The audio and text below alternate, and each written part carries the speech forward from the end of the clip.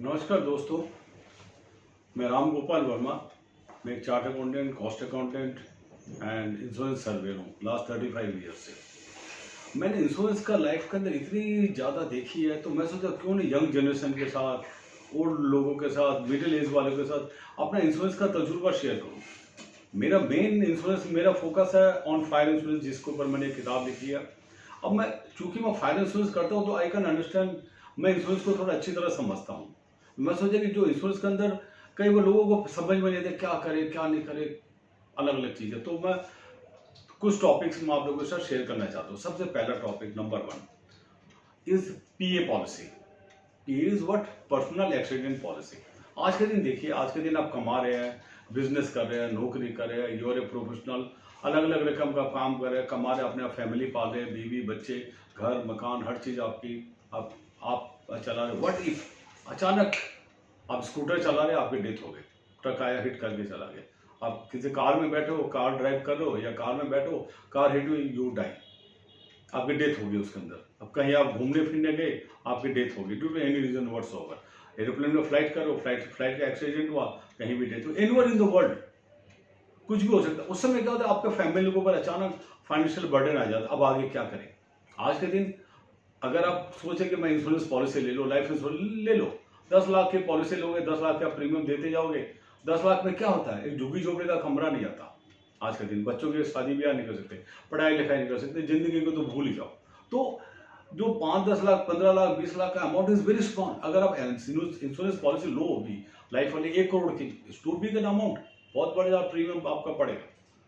तो उसके अंदर पता चला कि लाख रुपया आपकी प्रीमियम आ गया, which is very difficult to पे।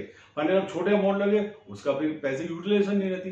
तभी मैंने नोट किया कि एक लाइफ को एक अलग ढंग से लेके चले। आप फैमिली को एक सेफ्टी सिक्योरिटी देना चाहते हैं, उसके लिए आपको पीए पॉलिसी लेना चाहिए। पीए इज पर्सनल एक्सीडेंट पॉलिसी। मेरे हिसाब से पीए पॉलिसी लेना चाहिए डेथ ऑनली। हाथ पांव टूट गया, कुछ हो गया, सर फूट गया, आप कुछ हो गया, कट गया, फट गया, फिर भी आप यू कैन मैनेज, आपका दिमाग है तो आप फिर भी चलो कुछ आप मैनेज कर लोगे घर वालों को, अगर आप जिंदा हो तो। लेकिन प्रॉब्लम तब है जब आप जिंदा ही नहीं हो, अचानक ठा करके आपकी डेथ हो गई, तो ऐसे केस में आपको पर्सनल एक्सीडेंट पॉलिसी लेनी चाहिए। पर्सनल एक्सीडेंट पॉलिसी में क्या होता है, जो मैं रिकमेंड कर रहा हूँ, आप किसी भी नेशनलाइज कंपनी से, प्राइवेट कंपनी से, कहीं से भी ले सकते हो। लेकिन आई ऑलवेज प्रेफर कि आप नेशनलाइज कंपनी से लो, जिसके अंदर आपकी प्रीमियम विल बी रफली 1 करोड़ के ऊपर लगभग 5-6 हज़ार रुपये से मैक्सिमम 7 हज़ार रुपये आपका प्रीमियम पड़ेगा। अगर आपकी डेथ हो गई, आप अगर हर, इसमें क्या होता है, हर साल आपको प्रीमियम देना होता है। आपके प्रीमियम 1 साल के लिए आपका होता है, 1 साल के अंदर डेथ नहीं हुई, फाइन, नो प्रॉब्लम, अगले साल आपकी फिर नेक्स्ट ईयर फिर प्रीमियम दो। हर साल आप प्रीमियम दे, होल लाइफ आप जिंदा हो, फाइन, कोई दिक्कत ही नहीं। अगर मेरे एक्सीडेंटल डेथ नहीं हुई, फाइन, नॉर्मल डेथ हुई और बीमार पड़ के डेथ हुई, कोई दिक्कत नहीं। बीमार पड़ना is not covered in the policy, क्योंकि एक्सीडेंटल वर्ड है इसमें। एक्सीडेंट से डेथ होनी चाहिए, ट्रक वाला ने आगे हिट किया, आपकी डेथ हो गई, आपको सुसाइड कवर नहीं है इसमें, मान लीजिएगा। इसमें सिर्फ एक्सीडेंटल डेथ कवर्ड है। इसके अंदर अगर हम 1 करोड़ की पॉलिसी ले ली, ड्यू टू एनी रीजन आपको डेथ हो गई, आपको कोई टेंशन नहीं, आप तो मर गए, लेकिन फैमिली वालों को कम से कम एक ये रहेगा कि भाई 1 करोड़ का आपको अगर क्लेम मिल गया अगर आपके डेथ के ऊपर, तो दे कैन एटलीस्ट बच्चों का शादी ब्याह, पढ़ाई लिखाई, फैमिली के लाइफ, वाइफ की आगे की जिंदगी, they can at least manage to some extent. 1 crore रुपये रिजनेबल अमाउंट होता है। अगर आप सोचते हैं कि मैं 1 करोड़ नहीं 2 करोड़ का कर, 2 करोड़ को कर लो, लेकिन आपको इसके अंदर कंडीशन क्या है, आपकी जो इनकम है 6 साल की income past, that should be equivalent to 1 crore. जैसे आपको 25 लाख का, आप मान लो से 20 लाख का रिटर्न भर दो, 5 साल का हो गया 1 करोड़ रुपया, fine, they will give you 1 crore की आपकी पॉलिसी दे देंगे। आप बोलते साहब मेरा 25-50 लाख का है, तो 5-6 का 30, 3 करोड़ की पॉलिसी आपको दे देगा। आप 15 हज़ार रुपये प्रीमियम दिया। कई बार क्या होता है कि पैसे की कीमत आज के दिन लगता है 10-15 हज़ार रुपये, आई कैन बियर 10 हज़ार रुपये, कोई दिक्कत नहीं, ठीक है मैं 2 करोड़ की पॉलिसी ले लूँ। उससे mentally at the end of the day back of mind में आपको शांति रहती है कि भैया ओके, मेरी 1 करोड़ की या 2 करोड़ की पॉलिसी है, अगर मेरे को कुछ हो गया तो मेरी फैमिली को मैं फाइनेंशियली सेफ्टी सिक्योरिटी दे के जा रहा हूँ मैं। इसमें क्या होता है कि हर साल इंश्योरेंस कंपनी आपको देखती है कि भैया ओके, आपकी या उसमें थोड़ा थोड़ा अमाउंट भी बढ़ा देती है कई बार, तो ओके 5%, 10% आपको सम इंश्योर इंक्रीज करें। इसके अंदर बीमारी का, आपको क्या बीमारी है क्या नहीं है, मेडिकल टेस्ट नॉट एप्लीकेबल। सिर्फ आपकी इनकम चाहिए उनको, क्या हाँ आपकी इनकम है, इनकम टेस्ट का आप दो, इतना मेरी इनकम है। अगर क्लेम मिलते समय देखेंगे हाँ जी आपकी इनकम थी, तो वेल एंड गुड, तो कोई दिक्कत नहीं है। अगर इनकम अगर नहीं भी, लेकिन पॉलिसी दे दी, प्रीमियम ले लिया, आप इंश्योरेंस कंपनी में बंद गई, अब वो मना नहीं कर सकते। पॉलिसी देते समय आप देख लो, इंश्योरेंस कंपनी को बोलते हैं आप देख लो, उसके बाद आप जो भी सबमिशन दोगे मेरे को कोई बाद में अगर मेरी इनकम घट गई, आई डाउट कि इंश्योरेंस कंपनी कुछ आपका बिगाड़ सकती है, नथिंग, उनको क्लेम देना ही पड़ेगा। तो ये वाली पर्सनल एक्सीडेंट पॉलिसी नंबर 1 जो मेरे हिसाब से हर मिडिल क्लास लोगों को लेना चाहिए, जिससे आपकी फैमिली, बच्चे, आपकी वाइफ, सब कोई फाइनेंशियली सिक्योर। 1-2 करोड़ के अगर आप सबमिशन ले तो is a respectively good amount जो आपके फैमिली को आगे फ्यूचर में सपोर्ट दे सकते हैं। अगर आप फॉर एग्जांपल आप गवर्नमेंट एम्प्लॉय हो, आपके पेंशन नहीं है और नहीं है, कोई नहीं है, आप किसी कंपनी में नौकरी नहीं करो, अब अपना काम करो, अपना बिजनेस करो, फाइन, कहीं आपको कोई सपोर्ट नहीं, तो you create your own support कि भैया मेरी 1 करोड़ की मेरी पॉलिसी होगी, PA policy, personal accident policy, insurance company से आप लो और आराम से आप घूमो फिरो, कहीं कोई दिक्कत नहीं। अगर खुदा न खास्ता कोई बात होगी, अब देखिए ये पीए पॉलिसी अलग ढंग से भी मिलती है आपको। कैसे? आप क्रेडिट कार्ड लेते हो, डेबिट कार्ड लेते हो, उन सब के 1 लाख 2 लाख 5 लाख के सामने, but that is too small. 1 lakh 2 lakh के आप उसके भी कवर, अगर किसी की डेथ होती है आप वहां भी क्लेम कर सकते हो, भैया मेरी डेथ, इस बंदे की डेथ हो गई, इसके बाद इनके 2 डेबिट कार्ड थे, डेबिट कार्ड में भी देखो 2-2 लाख करके थे, वो अमाउंट भी ले लो आप, कोई दिक्कत नहीं है। कई बार कई कंपनियां क्या करती है, अपने पीए पॉलिसी एक्स्ट्रा दे देते हैं, जैसे लाइफ इंश्योरेंस की पॉलिसी है, नॉर्मल डेथ होगी तब आपको 5 लाख का प्रीमियम होता है, 5 लाख के 5 लाख की देंगे, एक्सीडेंटल डेथ डबल मिल जाएगा आपको, 5 का 10 मिलेगा। लेकिन देखिए अमाउंट कितना कम है, 5 का 10, 2 लाख रुपया कार्ड पे मिला या 4 लाख रुपया कार्ड पे मिला, नथिंग, और वहां मिला आपको 1 करोड़ रुपये। 1 crore is a big amount, और 10,000 रुपये अगर आपने प्रीमियम दे दिया 1 साल का, ये मंथली नहीं है इसके अंदर, ये ईयरली प्रीमियम होता है। दिस इज नंबर 1 जो मैं आप लोगों से शेयर करना चाहता हूँ। और नंबर 2 आ गई लाइफ इंश्योरेंस की। मैं एक चार्टर्ड अकाउंटेंट हूँ, मैं प्रोफेशनल हूँ, फॉर एग्जाम्पल कोई बिजनेसमैन है या अपने कोई दुकान है, किसी को और कोई चीज़ है, तो मैंने क्या किया, मैंने कहा देख भाई मेरी इनकम ऐसे होती है, कभी घटी, कभी बढ़ी, कभी ज़्यादा आ गई, कभी कम आ गई। मैंने कहा मेरे को इस नौकरी तो नहीं, तनख्वाह तो मेरी है नहीं कि हर साल मेरी हर महीने मेरे को इतनी तनख्वाह आनी है, नो, मेरा घर खर्चा और कभी ज़्यादा खर्चा, कभी कम, कभी ज़्यादा, कभी कम, ऊपर नीचे चलता। तो मैं इंश्योरेंस कंपनी को ये बोलता भैया मुझे एवरी मंथली, एवरी 3 महीने में 1 साल की इंश्योरेंस नहीं चाहिए, मुझे लाइफ इंश्योरेंस चाहिए, आप मेरे को दो, लेकिन प्लीज आप एक बार में लमसम मुझसे पैसा ले लो। फॉर एग्जांपल मैंने क्या किया, मैंने 5 लाख की एक पॉलिसी इंश्योरेंस कंपनी वालों से, वो वन टाइम थी कि जीवन से एक बार पॉलिसी आई थी, आज भी चलती थी इंश्योरेंस कंपनी की, वन टाइम आप जाओ उनको बोलो 5 लाख की पॉलिसी दे दो, तो प्रीमियम कितना साहब आपके ऊपर 1.5 लाख रुपये प्रीमियम हो, फॉर एग्जाम्पल 1.5 लाख देंगे आप, गंगान आ गए फ्री। अब आपको 25 साल का प्रीमियम मिल गया, 25 साल की लाइफ मिल गया आपको, 25 साल तक आपको कोई प्रीमियम नहीं देना, 25 साल तक आप लाइफ कवर है, 5 लाख की अगर एक्सीडेंटल डेथ हुई तो डबल सम इंश्योरेंस मिल जाएगी। At the end of the day उसमें जब 25 साल कंप्लीट हो गए तब देखो कि पॉलिसी लेते समय अगर वो फिक्स रिटर्न आपको दे दे, साहब हम अब 5% तो हर साल आपको रिटर्न देंगे, प्लस बोनस जो चीज वो देंगे, अगर वो फिक्स देते नथिंग, उसमें आप इंश्योरेंस कंपनी बंद गई, आपको फिक्स रिटर्न तो देना ही पड़ेगा उनको, इतना अमाउंट तो plus may be little more also. तो मैंने नोट किया 5 लाख की पॉलिसी में 25 साल के ऊपर मेरे को लगभग 20 लाख से ऊपर मिलेगा। मैंने कहा फाइन, मैंने सोचा 1 लाख रुपए का मैंने क्या किया, या 1.5 लाख का मैंने तो एफडी कर दी, भाई एफडी का बराबर का पैसा तो आने, प्लस मेरी लाइफ की जैसे कवरेज है, अगर बीच में कुछ भी बात होगी इंश्योरेंस कंपनी मुझे कवरेज भी दे देगी टोटल। तो ये मैंने नोट किया, one time premium is the best. हर साल का कोई मेरे को डिडक्शन एटीसी वगैरह का नहीं चाहिए, नो नथिंग। मुझे मैं क्या भाई आप एक बार मेरे से प्रीमियम ले लो, लेकर के मुझे मुक्ति दे दो, पैसा और आएंगे, 2 लाख रुपए एक और पॉलिसी ले ली, 2 लाख की एक पॉलिसी ले ली, 2 लाख प्रीमियम देंगे, 5 लाख की एक और ले ली, लाइक दैट करके 2 4 5 साल मैंने इकट्ठे कर ली। जब पैसा हुआ मल्टीपल्स में मैं लेता रहा, 5-5 लाख के मल्टीपल्स में लेता रहा, फाइन फ्री प्रीमियम हर साल। कोई कभी ज्यादा पैसा है भैया एक और पॉलिसी दे दो मेरे को, ये लो आप 2 लाख रुपया, अगर वो 2 लाख ले लो। तो अब ये चीज पॉलिसी, वन टाइम पॉलिसी वाली, प्रीमियम वाली पॉलिसीज, लाइफ इंश्योरेंस वाले की बहुत अच्छी पॉलिसी है मेरे हिसाब से, जो मैंने भी लिया भी। और अब मेरे को मान लो अभी 2025 में एक पॉलिसी मैच्योर होगी, 20 लाख से ऊपर मिलेंगे, 27 के अंदर दूसरी होगी 20 लाख से ऊपर मिलेगा, fine, is a respectively good amount. और मुझे कुछ नहीं करना पड़ा, वो पॉलिसी मेरी एसेट है, मैं जब मर्जी आके इन्वेस्ट कर सकता हूँ, बीच में भी चाहता हूँ, लेकिन तब अमाउंट कम मिलता है, एक्सपायरी पे लूंगा, I get a good amount. That is number 2 policy. अब आ जाते हैं नंबर 3 पॉलिसी। मेन पॉलिसी मेरी सबसे लास्ट में बता रहा हूँ मेडिकल वाले, लेकिन उससे पहले एक टर्म पॉलिसी हो रही थी जो एलआईसी वगैरह की। टर्म पॉलिसी क्या होता है, आप 10 साल 20 साल या 50 साल के ले लो और हर साल प्रीमियम दो, आपको जिंदा हो तो आपको कुछ नहीं मिलेगा, आपकी अगर डेथ वगैरह होगी तब आपको फैमिली के वो उतना अमाउंट मिल जाता है। मान लो आपने 50 लाख की 1 करोड़ की पॉलिसी ले ली, 1 करोड़ के प्रीमियम वुड भी डिपेंडिंग ऑन योर एज आपके होगी। लेकिन इसमें एक बहुत बड़ा कैच है, अगर आपने बड़ी अमाउंट की पॉलिसी लेनी है, कोशिश ये करो कि जितने यंग एज पे लो, 10 साल की उम्र बोलो, 5 साल की उम्र बोलो, 15 साल की उम्र बोलो, लेके इंश्योरेंस कंपनी का तो बन जाती है प्रीमियम से। अगर आपको बोले 7 साल के आपको 3,000 रुपये प्रीमियम देने या 5,000 रुपये प्रीमियम देने, 1 करोड़ की सम इंश्योर करो, फाइन, उनको बोले ले लो 5,000 के प्रीमियम ले लो, हर साल मैं 5,000 दूंगा। अब इंश्योरेंस कंपनी आपसे ज्यादा पैसे नहीं मांग सकती, हर साल बढ़ेगा नहीं। 5,000 तो लॉक हो गए। ये लॉक होना आपके फायदे में रहता है। आपने बच्चों को एक गिफ्ट कर दी, भैया 5,000 रुपये का प्रीमियम तेरा, फॉर एग्जाम्पल मैंने एक एफडी कर दी, 5 लाख की एफडी कर दी, 5 लाख की क्यों, 50,000, 1 लाख की एफडी कर दी, 1 लाख की एफडी में 5,000 का मेरे को मिला, और जो इंटरेस्ट मिला, और उसको मैंने इंश्योरेंस हर साल उससे प्रीमियम पे होता रहा और खत्म। उसमें क्या रहता है, बच्चा अगर 50 साल, 60 साल, 70 साल का भी हो जाए, आप तो गए, आपकी तो डेथ हो गई। बच्चा अगर जिंदा है, बच्चा अगर 50-60 साल भी अगर उसकी एज हो गई, प्रीमियम वही चलता रहेगा 5,000 वाले, उसको बढ़ा नहीं सकते इंश्योरेंस कंपनी। अगर उसी में एंट्री लो at the age of 30, may be your premium would be 25,000, 40 पे लो तो मे बी 40,000 रुपीज आपका प्रीमियम होगा। प्रीमियम बढ़ता जाएगा अगर एंट्री लेवल के ऊपर, जिस एज पे आप एंट्री लोगे। लेकिन आपने यंग एज में एंट्री ले ली, बेस्ट पॉलिसी, 1 करोड़ की policy at the age of 10 ले लो, जब बच्चा 5 में पढ़ रहा, काम खत्म, एंड यू आर फ्री। और एक उससे लिंक कर दो एक एफडीआर का ब्याज आएगा, और एफडीआर भी ऐसे करो, कौन सी, 10 साल की एफडीआर, 10 साल की एफडी को अगर ब्याज आता रहेगा, काम खत्म, ब्याज आता रहेगा, वो प्रीमियम पे होता रहेगी। That is the best. Number 4 policy जो बेस्ट ऑफ ऑल, नंबर 1 क्या, मेडिकल पॉलिसी।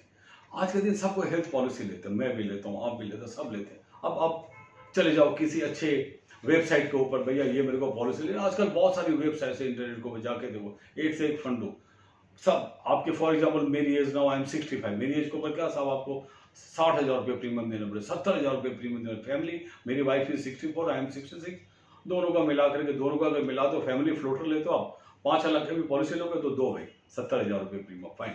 प्राइवेट कंपनी में किसी और में आ जाओ, चलो भाई हाँ 50,000 ले लेंगे, कोई कंपनी 40,000 ले लेगी। मैंने कहा भैया इतना पैसा नहीं है देने के लिए मेरे पास। अब क्या होता है कि आप जब इंश्योरेंस कंपनीज को अप्रोच करते हो इंडिविजुअली, तो आपके साथ तो कोई ग्रुप नहीं, आप अकेले हो, अकेले के आपके बार्गेनिंग कैपेसिटी बहुत कम है। सब एक चीज खरीदने जा रहे हो, रिटेल का भाव लगेगा 70,000 रुपये।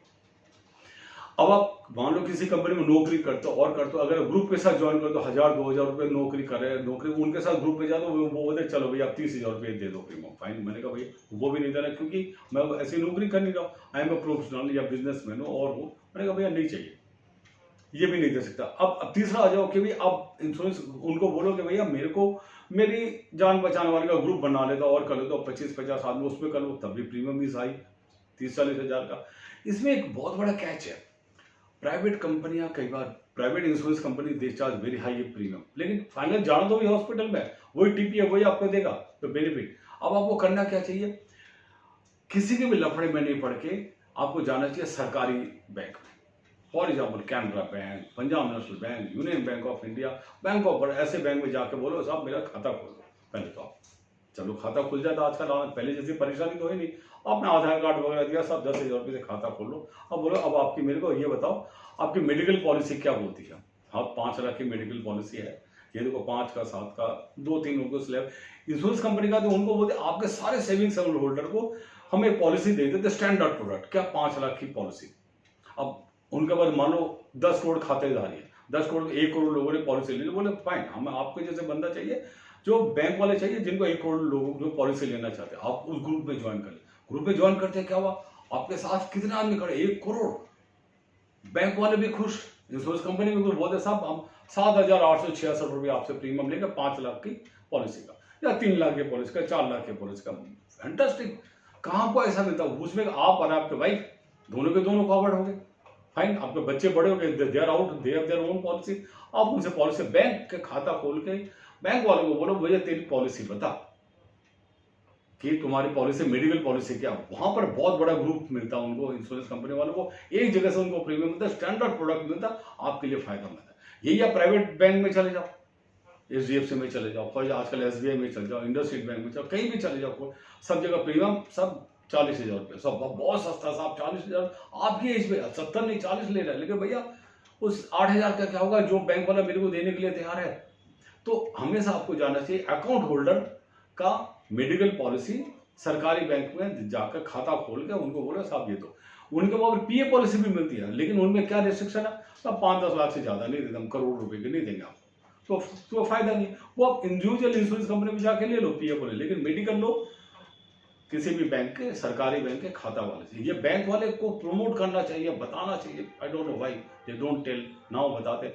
ये मेरी रिसर्च का जो नतीजा मैं आप लोगों से शेयर कर रहा हूँ, सबके फायदे के लिए, सबके बेनिफिट के लिए। तो number 1 is medical policy, number 2 PA policy, number 3 term policy, number 4 is this medical. ये 4 रकम की पॉलिसी आपको मैंने शेयर करी मैंने। अब इन सबसे होगा कि मेडिकल पॉलिसी का प्रीमियम धीरे धीरे बढ़ता रहता है जैसे जो, लेकिन जब आप ग्रुप आपकी एंट्री लेवल होती है, उसमें क्या होता है कि आप इनिशियली 2 साल या 3 साल तक प्री एग्जिस्टिंग डिजीज कवर नहीं। आप मान लो आपको ब्लड शुगर है, आपको ठीक है ब्लड शुगर का अगर कोई भी कंप्लीकेशन 2 साल तक वो कवर, पहले 3 साल तक, अब शायद 2 साल उन्होंने कर दिया, 2 साल तक कोई कवर नहीं मिलेगा अगर उसके कारण कोई परेशानी हुई तो।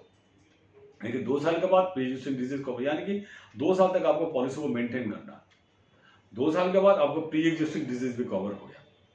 तो कई बार क्या होता है कि इंश्योरेंस कंपनी को साफ बता दो, हाँ साहब मेरे को बीपी है या मेरे को शुगर है, बीपी की दवाई लेते हो या कोई भी मेडिकल हिस्ट्री है बता दो, कोई तकलीफ नहीं है। ज़्यादा से ज़्यादा क्या करेंगे, मेडिकल टेस्ट करेंगे, कर लो, जो प्रीमियम बढ़ाना बढ़ा लो, लेकिन कल के दिन क्लेम हुआ तो वो मना तो नहीं करेंगे। ये लोग क्या बोलते हैं आज के दिन इंश्योरेंस कंपनी वाले, क्योंकि आपको 30 डेज तक कुछ भी नहीं होना चाहिए, वो कल नहीं होगा। आपको एक्सीडेंटल डेथ अगर फर्स्ट डे से आप कवर देते दे दो। अब रूम रेंट क्या होता है कि वो 1% ऑफ द रूम। अब देखो मेरे को एक बार हंडिया का ऑपरेशन हुआ, फाइन, मैं डॉक्टर के पास गया, लाइफ थ्रेटनिंग तो है नहीं कि आज ही मर जाऊंगा हंडिया से, नहीं, टाइम है मेरे पास 10 दिन 20 दिन, महीना 2 महीने 6 महीने, जब मर्जी करवाना। मैंने कहा करवाना है। हॉस्पिटल में क्या बोलते साहब हम आपको बेस्ट से बेस्ट रूम देंगे और देंगे। अब सोचो बोले 1.5 लाख रुपये का। मैंने कहा भैया नहीं करना, एक रात के लिए एक होटल में भी रुकूं, 10,000 रुपये में 5 स्टार होटल में रुकूं, क्यों मैं तुम्हें दूं 1.5 लाख रुपये। मैंने कहा नहीं चाहिए मुझे, तो आप मेरे 1 लाख की इंश्योरेंस पॉलिसी है, फॉर एग्जाम्पल 1,000 रुपये का रूम रेंट, 1% इज 1,000 रुपये का रूम रेंट एलिजिबल है, 3 लाख है तो 3,000 रुपये का। मेरे को इससे ज़्यादा साहब हमारे रूम रेंट तो बहुत बढ़ गए साहब, 5-5 हज़ार 10-10 हज़ार। मैंने कहा नहीं रहना मुझे, तो आप जनरल वार्ड दे दो। क्या जनरल वार्ड का मतलब क्या हुआ, आपका ऑपरेशन तो ओटी में होगा, लेकिन आपको आफ्टर ऑपरेशन एक रात आपको रुकना, जनरल वार्ड में रुक लो, क्या फर्क पड़ता है। कोई एक रात में कोई बहुत बड़ी रईसी तो नहीं होगी 5 स्टार होटल में रुकना, घर वाले सारे चाचा मामा दादा नाना सबके आगे कमरे में रुके, नो। मैंने कहा कि भैया वही रुको, प्लस अब वो बोले अब आपका खर्चा कितना, 40,000, 1,40,000 नहीं, अब 40,000। फिर मैं बोला कि देखो भाई आप पहले अप्रूवल ले लो इंश्योरेंस कंपनी से, इंप्रूव कंपनी अप्रूवल दे दी 50% के, मैंने कहा बाकी 50% ऑपरेशन होने के बाद। मैंने कहा डन, लेकिन मैं पैसा उसे कुछ नहीं दूंगा, सब मेरे को कैशलेस फैसिलिटी चाहिए। अब ऑपरेशन के बाद मैंने कहा अब आप करो, और इंश्योरेंस का अप्रूवल आ गया। अब क्या कि मैंने बोला मैं आपके पास फ्राइडे सैटरडे नहीं आऊंगा ऑपरेशन करवाने, क्यों, सैटरडे को संडे को फिर इंश्योरेंस कंपनी बंद, अप्रूवल नहीं मिलेगी, टीपीए बंद, अप्रूवल नहीं मिलेगा, नहीं वर्किंग डे में आऊंगा मैं तो बाकायदा, मंडे को आऊंगा, ट्यूसडे ऑपरेशन करवा के निकल जाऊंगा। मैं उसे ज्यादा रुक रहा, क्योंकि सैटरडे संडे का भी कई बार डॉक्टर नहीं है, टीपीए बंद, मेडिकल इंश्योरेंस कंपनी बंद, अप्रूवल मिलेगा परेशानी नहीं, पहले ले लो, वर्किंग डे में आऊंगा, वर्किंग डे में ऑपरेशन करके वर्किंग डे में चला जाऊंगा वापस। तो मेरे 40,000 का 20 का पहले अप्रूवल, 20 का हाथों हाथ और डिस्चार्ज होने से पहले अप्रूवल आ गया, खत्म। मैंने कहा भाई मेरे पास कोई पैसे नहीं है, नो सर नो प्रॉब्लम, आप जाओ वाला। तो वही 1,40,000 में 40,000 में करवा लिया। तो जोर जबरदस्ती 1,40,000 देखिए क्या फायदा मुझे। अब क्या होगा, अगर आपने 1,000 रुपये से 1% से ज्यादा अगर रूम रेंट रखा, प्रोपोर्शनेटली हर चीज के खर्चे अकॉर्डिंगली आपको कम मिलेंगे क्लेम। अब और उधर क्या होगा, इंश्योरेंस जो हॉस्पिटल वाले, अगर आप 3,000 की जगह 6,000 का कमरा लेंगे, आप हर खर्चे बढ़ गए आपके डबल, ऑपरेशन का खर्चा डबल, डॉक्टर का खर्चा डबल, हर चीज का खर्चा, आईसीयू का रूम का हर चीज, भाई क्या फायदा डबल खर्चा देकर के, डॉक्टर वही, ऑपरेशन वही, हॉस्पिटल वही, लेकिन खर्चे डबल, क्योंकि आप डबल रूम में, आप महंगे रूम में रह रहे हो। भैया महंगे रूम दोगे तो आप खरीदेगा, नहीं भैया रहने दो, महंगा रूम नहीं चाहिए मुझे, सिंपल रूम दे दो जो मेरी एलिजिबिलिटी है। साहब एलिजिबिलिटी रूम तो खाली नहीं है, जनरल वार्ड है सब वो भी भर्ती, जिस दिन खाली हो जाए बता देना, मैं आ जाऊंगा उसे। तो लाइक दैट करके आप देख सकते हो कौन सा हॉस्पिटल आपका उस वाले पैनल में आता है, उनके कब आपको जाना है, क्या आपको खर्चे की, आपको जैसे कई आजकल ना कई बीमारी में उनकी एलिजिबिलिटी होती है, भैया इस बीमारी में 1.5 लाख से ज्यादा नहीं देगा, 50, पहले पता कर लो भैया लिमिट क्या ये है ना, इससे ज्यादा खर्चा नहीं करना, कितने दिन रहना सर, 1 दिन से ज्यादा नहीं, 2 दिन से ज्यादा नहीं, खत्म। आजकल लोग स्टंट लगवा के आते हैं, 1 दिन में अगले दिन वापस घर पे आ जाते, फाइन फेयर है ना। तो इन सब चीजों का थोड़ा सा पहले अगर पता कर लेंगे, it will be very good for you. Unnecessary बाद में आपको घर से पेमेंट नहीं करना पड़ेगा, इंश्योरेंस आपको कम नहीं मिलेगा, आपकी पॉलिसी बरकरार रह जाएगी। फाइनली 2-4-5 लाख रुपए बहुत होते हैं मेडिकल पॉलिसीज के लिए। डोली 50 लाख 1 करोड़ क्या कैंसर से मरना चाहते हो, लंबी लंबी बीमारियां देखना चाहते हो, हाईटेक बीमारी, नॉट एट ऑल। रहता पैसा अपने ऊपर इन्वेस्टमेंट करो, अपनी हेल्थ के ऊपर। खाली डॉक्टर पे जाकर, मैं नॉर्मल कोर्स में जब हॉस्पिटल में जाता हूँ, डॉक्टर मतलब मेडिकल पर सब मेडिकल पॉलिसी क्या होती है सब मुझे नहीं पता। मैं तो गाँव का रहने वाला हूँ आदमी, डॉक्टर सीधा देखता है ये तो बेवकूफ आदमी है, भैया ये दवाई लो, जाओ बेटा हॉस्पिटल में नहीं एडमिट होना, अब घर जाओ ठीक हो जाओगे। यही बोलते ना मेरे 10 लाख की या 50 लाख की, आपको तो बीमारी बहुत सीरियस है, आपको ऑपरेशन कराना पड़ेगा, आज अभी हाथों हाथ आपका हो रहा पेट में दर्द, आपका दूसरा कोई चीज कर देंगे। उनको तो क्लेम लेने से मतलब नहीं, इंश्योरेंस नहीं है, भूल जाओ। जब जरूरत पड़े तब इंश्योरेंस की आप ढोल पीटो ना, वो भी लिमिट में रखो। ऑनेस्टली इंश्योरेंस पॉलिसी दिखाना, डॉक्टर को बताना मेक्स नो सेंस। अपनी हेल्थ का ध्यान रखो, जोर जबरदस्ती ऑपरेशन मत करो, जोर जबरदस्ती हॉस्पिटल में मत जाओ, मिनिमम अमाउंट का रखो एज ए सेफ्टी। ये मैं मिडिल क्लास वाले को नहीं बोल रहा हूँ, बहुत ज्यादा पैसा वाले को नहीं, बहुत ज्यादा गरीब वाले को नहीं, मिडिल क्लास वालों को हाउ टू टेक केयर अपना मेडिकल पॉलिसी वगैरह का कैसे आप ध्यान रखो। ये 3-4 पॉलिसी के बारे में बताया सबके नॉलेज के लिए। मैं इंश्योरेंस सर्वेयर राम गोपाल वर्मा। मेरी जो 35 साल की जो एक्सपीरियंस है वो फायर इंश्योरेंस के ऊपर है, लेकिन इंश्योरेंस कंपनी जाता आता रहता हूँ, लोगों से डिस्कस करना चाहता हूँ how to handle your claim. अगर आपको अलग अलग पॉलिसी के ऊपर कैसे करें, सारे यंग ओल्ड मिडिल एज सभी के बेनिफिट के लिए मैं शेयर करना चाहता हूँ। नमस्कार, थैंक यू वेरी मच।